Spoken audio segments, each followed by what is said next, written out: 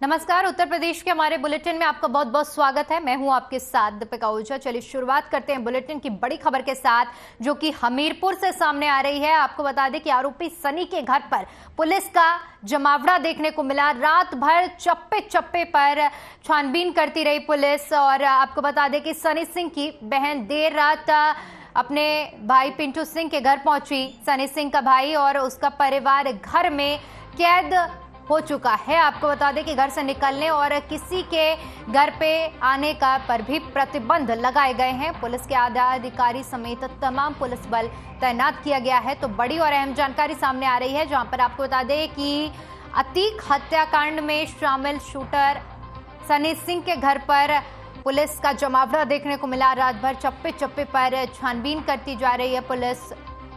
आरोपी सनी की बहन देर रात अपने भाई पिंटू सिंह के घर पहुंची। सनी सिंह का भाई और उसका परिवार अपने घर पर बंद है। बता दें कि किसी के भी बाहर आने और जाने पर प्रतिबंध लगा हुआ है।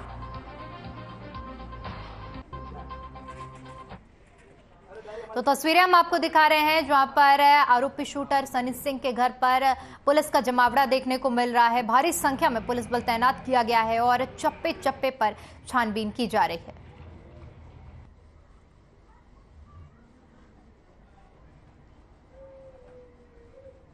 वहीं इसी खबर पर ज्यादा जानकारी के साथ हमारे संवाददाता हरिश्चंद्र राजपूत हमीरपुर से जुड़ गए हमारे साथ। जी हरिश्चंद्र, किस तरह से पुलिस की तैनाती पूरी रात से ही की जा रही है? क्या कुछ अभी तक छानबीन में निकलकर सामने आया है? जी, बताना चाहूंगा कि माफिया अतीक और असद के हत्यारे सनी सिंह का घर छावनी में तब्दील हुआ है। सनी के घर परिजनों की सुरक्षा बढ़ा दी गई है और भारी फोर्स तैनात किया गया है।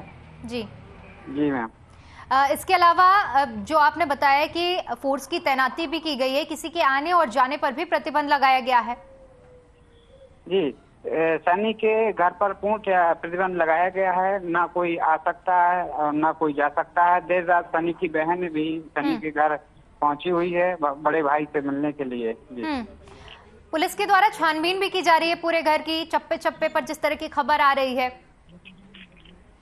पुलिस के द्वारा छानबीन बराबर की जा रही है। फिलहाल अभी तक कोई सुराग नहीं मिला हुआ है और फिर भी सनी के बड़े भाई पर पुलिस पूर्णतः नजर रखे हुई है। ठीक है हरिश्चंद्र, आपका बहुत बहुत शुक्रिया हमारे साथ जुड़ने के लिए और तमाम जानकारी साझा करने के लिए।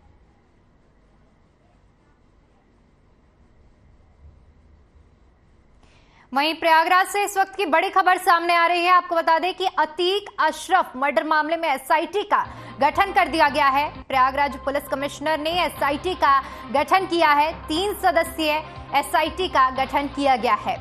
बता दें कि एसआईटी अतीक और अशरफ हत्याकांड की जांच करेगी। तो जहां बीते दिनों अतीक और अशरफ की हत्या कर दी गई थी और अब इसी मामले में एसआईटी का गठन किया गया है। प्रयागराज पुलिस कमिश्नर ने एसआईटी का गठन किया है और 3 सदस्यीय टीम इस पूरे मामले की जांच करेगी। तो बड़ी और अहम जानकारी आपके साथ साझा कर रहे हैं। अतीक अशरफ हत्याकांड मामले में एसआईटी का गठन किया गया है। प्रयागराज पुलिस कमिश्नर ने एसआईटी का गठन किया है, जिसमें 3 सदस्यीय कमेटी इस पूरे मामले की छानबीन करेगी।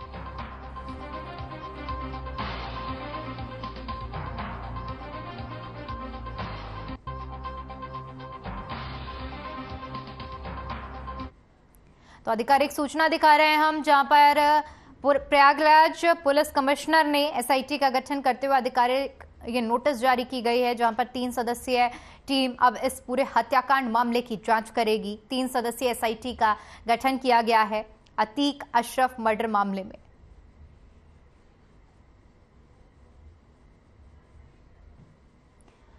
तो 3 शूटर्स द्वारा अतीक और अशरफ की हत्या कर दी गई थी।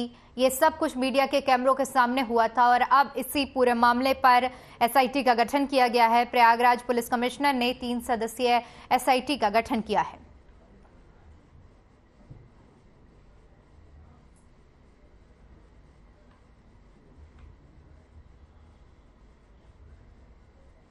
बड़ी खबर का रुख करते हैं, जो कि जालौन से सामने आ रही है। आपको बता दें कि जालौन में बदमाशों का आतंक देखने को मिल रहा है, जहां पर 2 युवकों ने छात्र को गोली मारी।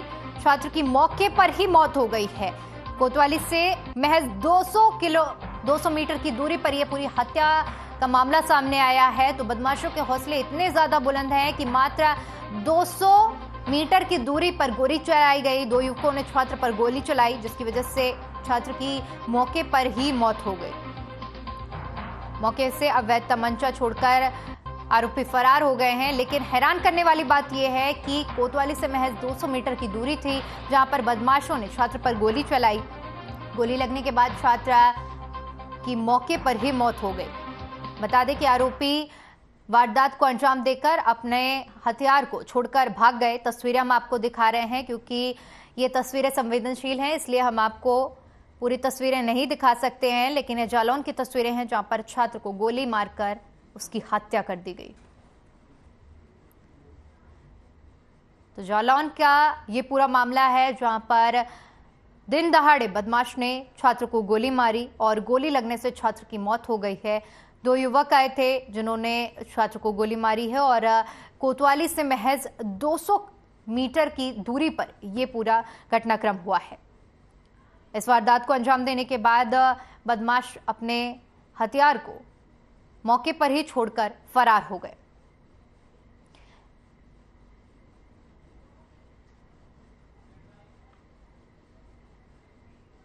वहीं इसी खबर पर ज्यादा जानकारी के साथ हमारे संवाददाता राजकुमार हमारे साथ जुड़ गए हैं। जी राजकुमार, 200 मीटर की महज दूरी थी कोतवाली से और दिन दहाड़े इस वारदात को अंजाम दिया गया। जी समय यहाँ आज मैं जनपद जालौन के 8 थाना पे ही पास ही खड़ा हूँ जहाँ पर कुछ लोगों ने एक छात्र को गोली मारी है। मौके पर ही दर्दनाक मौत हो गई है बच्ची की। वही स्थानीय पुलिस मौके पर पहुंची है और शव को पोस्टमार्टम के लिए भेज दिया गया है।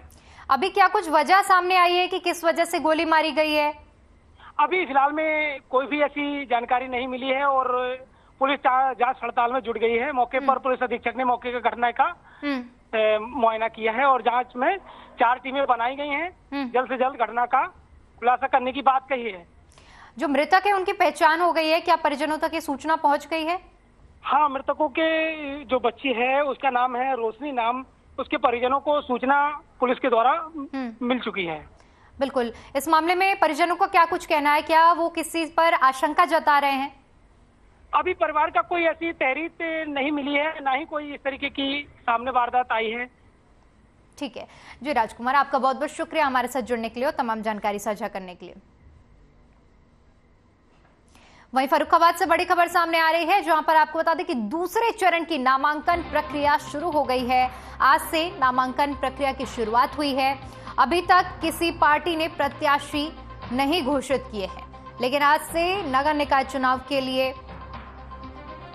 पर्चे खरीदे जाएंगे। 17 से 24 अप्रैल तक नामांकन होंगे और नामांकन को लेकर जिला प्रशासन पूरी तरह से तैयारियों में पूरी हो गई हैं और भारी संख्या में पुलिस फोर्स की भी तैनाती की गई है। तो दूसरे चरण के चुनाव के लिए आज से नामांकन प्रक्रिया शुरू हो गई है जो कि 17 से 24 अप्रैल तक चलेगी।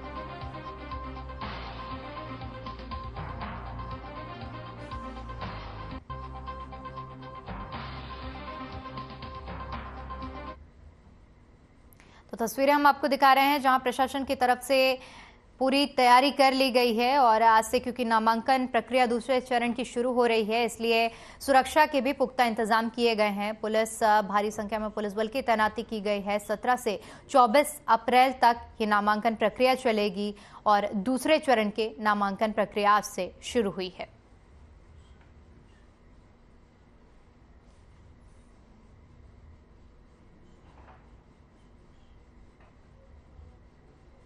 चलिए खबरों में आगे बढ़ते और बात करते हैं गाजियाबाद से, जहां पर नगर निकाय चुनाव की तैयारियां जोरों शोरों से चल रही हैं, जिसके चलते 17 अप्रैल से 24 अप्रैल तक चलने वाली नामांकन प्रक्रिया के चलते पुलिस के उच्च अधिकारी पूरी तरह से मुस्तैदी के साथ मैदान में डटे हुए हैं।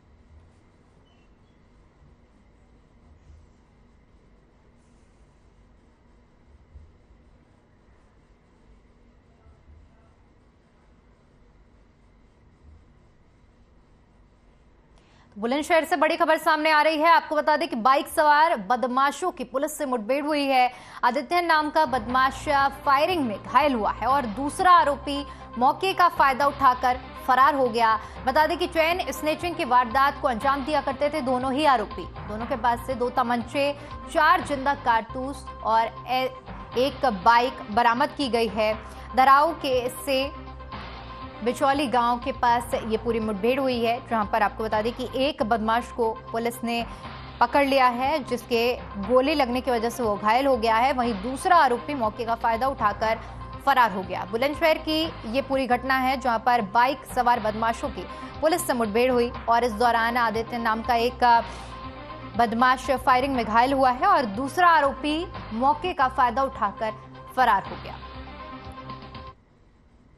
तो तस्वीरें हम मुठभेड़ की दिखा रहे हैं, जहां पर पुलिस ने 2 तमंचे, जिंदा कारतूस और एक बाइक इन आरोपियों के पास से बरामद की है। ये वही जगह है जहां पर मुठभेड़ हुई है। बता दें कि दोनों ही आरोपी चेन स्नेचिंग की वारदात को अंजाम दिया करते थे।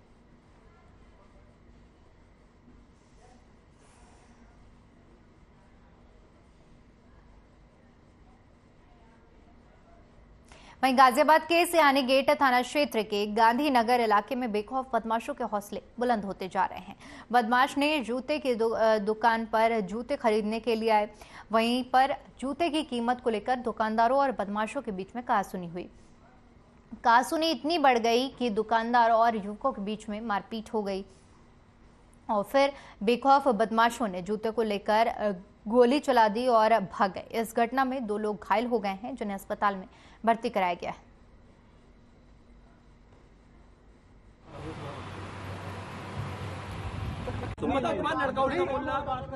सूचना आई थी, तत्काल मौके पे थाना स्थानीय और पीआरबी द्वारा घटना को अटेंड किया गया। ये 2 पक्षों में जूते को खरीदने को लेकर विवाद है।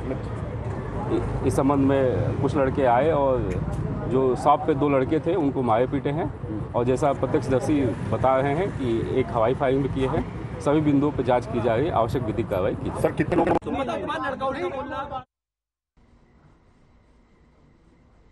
वहीं फर्रुखाबाद से बड़ी खबर सामने आ रही है, जहां पर आपको बता दें कि अनियंत्रित ट्रैक्टर का कहर देखने को मिला। 75 साल के बुजुर्ग को टक्कर मारी, बुजुर्ग महिला की मौके पर ही मौत हो गई। घर के बाहर बैठी हुई थी बुजुर्ग महिला। थाना शमशाबाद क्षेत्र के कांजी टोला का ये पूरा मामला है, जहां पर अनियंत्रित ट्रैक्टर ने एक महिला को टक्कर मार दी और इसके चलते 75 साल की बुजुर्ग महिला की मौके पर ही मौत हो गई। बता दें कि घर के बाहर बुजुर्ग महिला बैठी हुई थी और जिस दौरान ये हादसा हुआ है, थाना शमशागंज क्षेत्र का ये पूरा मामला है, जहां पर अनियंत्रित ट्रैक्टर का कहर देखने को मिला।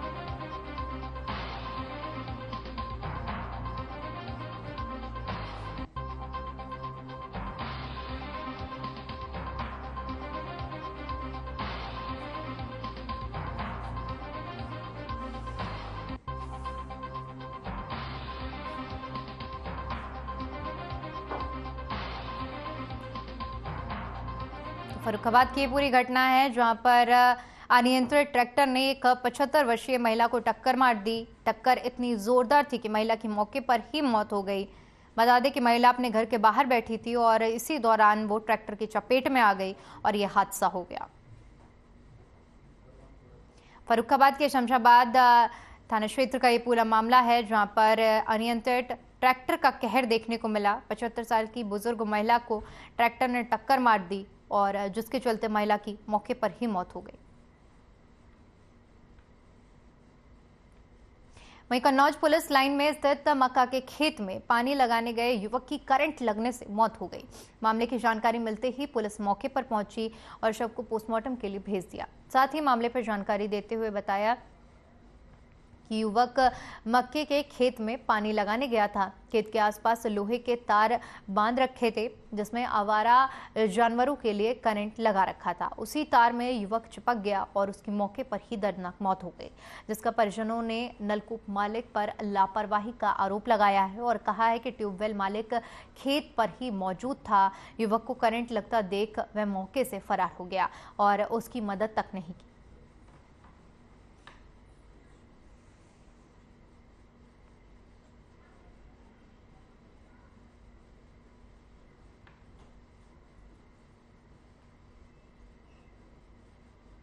वहीं गाजियाबाद से बड़ी खबर सामने आ रही है। आपको बता दें कि नाहल नहर में डूबने से 2 युवकों के डूबने की खबर सामने आ रही है। नहाने आए 6 युवकों में से 2 युवक डूब गए हैं। गोताखोरों और एनडीआरएफ की टीम लगातार तलाश में जुटी, जिसमें से एक युवक की मौत की खबर भी सामने आ रही है। बता दें कि 18 वर्षीय बिट्टू का शव नहर से बरामद किया गया है। 20 वर्षीय जॉनी की तलाश जारी है। 4 दोस्तों से पुलिस पूछताछ कर रही है इस पूरे मामले में। वसूरी थाना एरिया के नाहल नहर का ये पूरा मामला है, जहां पर 6 दोस्त नहर में नहाने गए थे। इस दौरान 2 दोस्त नदी में डूब गए और जिसमें से एक की, जो कि 18 वर्षीय युवक था, उसकी मौत की पुष्टि हुई है, जबकि दूसरे की छानबीन जारी है। गोताखोर और एनडीआरएफ की टीम युवक की छानबीन में जुट गई है।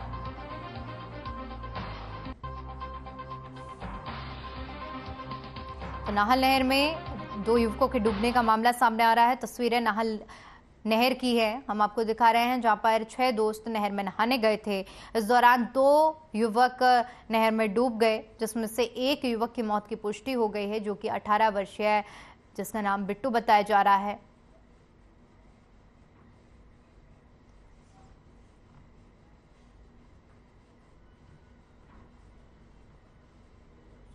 रुक करते हैं अगली खबर का, जो कि लखनऊ से है, जहां किसानों की समस्या को देखते हुए भारतीय किसान यूनियन के राष्ट्रीय अध्यक्ष राकेश सिंह चौहान ने किसानों की फसलों पर ओलावृष्टि से हुए नुकसान को लेकर सरकार से मुआवजे की मांग की है। तो दूसरी तरफ किसानों के आम के बागानों और अन्य फसलों में पानी नहीं मिल पा रहा है, जिसके कारण काफी परेशानी हो रही है। मौसम बरसात और ओलावृष्टि से वास्तव में किसानों का बहुत नुकसान हुआ है जी। गेहूं की पैदावार आधी हो गई है जी जी, और मसूर है, चना है, सरसों है, इत्यादि जो भी खाद्यान्न की फसलें हैं उनका बहुत ही नुकसान हुआ। और सबसे बड़ा नुकसान तो फल पट्टी क्षेत्र के किसानों का हुआ है। उत्तर प्रदेश में 14 जिले फल पट्टी क्षेत्र के हैं। वहीं गाजियाबाद से इस वक्त की बड़ी खबर सामने आ रही है। आपको बता दें कि इंडस्ट्रियल एरिया के गोदाम में आग लग गई। आग के चपेट में 4 मंजिला गोदाम आ गई है और दमकल के विभाग की कई गाड़ियां मौके पर मौजूद हैं। बता दें कि कवि नगर के इंडस्ट्रियल एरिया का पूरा मामला है, जहां पर दमकल विभाग की गाड़ियां मौके पर मौजूद हैं। कवि नगर के इंडस्ट्रियल एरिया में गोदाम में भीषण आग लगने का मामला सामने आ रहा है, जहां पर 4 मंजिला गोदाम में भीषण आग लगी है। इंडस्ट्रियल एरिया का ये पूरा मामला है, जहां पर आग की चपेट में 4 मंजिला गोदाम आया है और भारी संख्या में नुकसान होने की खबर भी सामने आ रही है।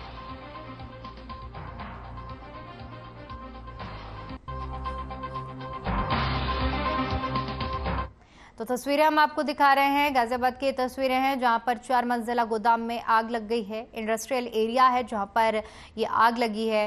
वहीं दमकल विभाग को जैसे इसकी सूचना मिली, दमकल विभाग और पुलिस की टीम मौके पर पहुंची और आग पर काबू पाने की पूरी कोशिश की जा रही है।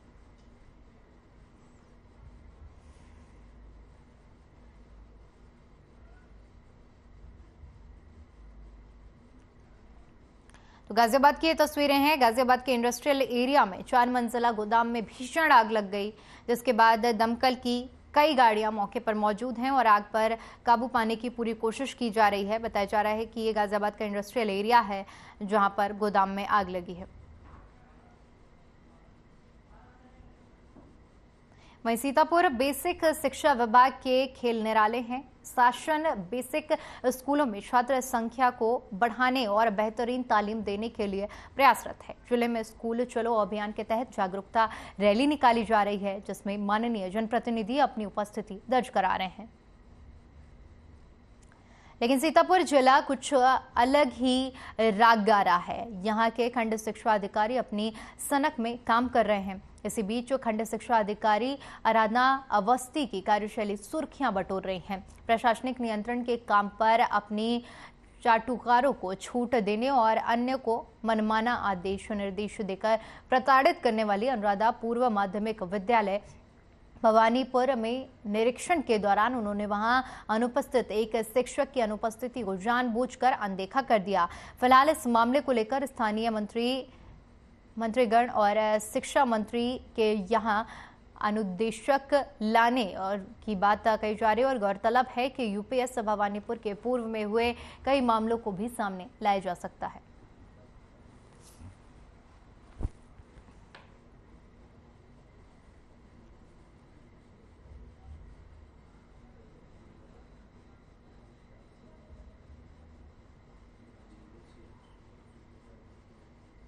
वहीं उत्तर प्रदेश के प्रयागराज में अतीक अहमद ब्रदर हत्याकांड से सिद्धार्थनगर जिला भी हाई अलर्ट मोड पर है। जिले के जिलाधिकारी और प्रशासनिक अमला पूरी तरीके से चुस्त दुरुस्त नजर आ रहे हैं। पुलिस विभाग के अधिकारी अलर्ट मोड पर हैं।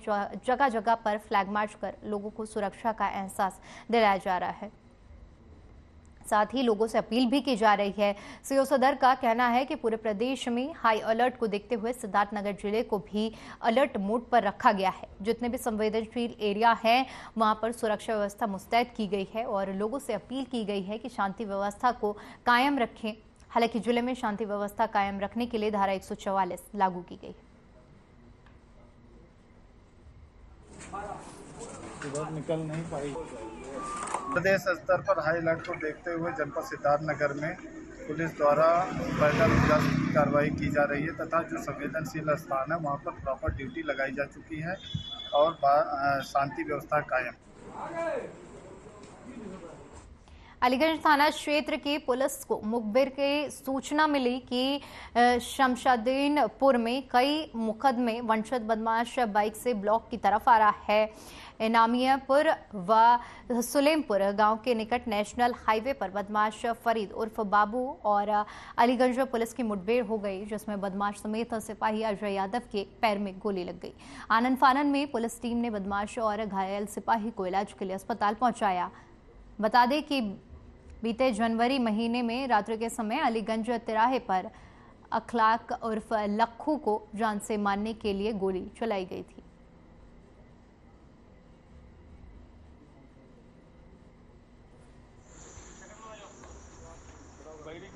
जो बदमाश के ऊपर 3-4 मुकदमे थे, का नाम फरीद है और ये हमारे 307 के मुकदमे में वांछित अभियुक्त भी था।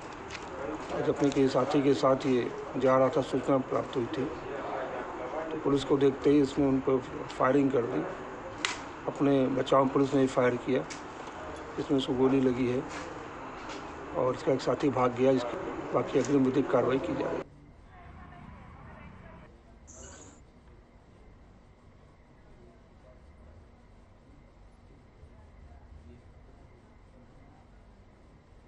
चलिए फिलहाल के लिए उत्तर प्रदेश की खबरों में इतना ही। बाकी तमाम बड़ी खबरों के लिए बने रहिए हमारे साथ। नमस्कार।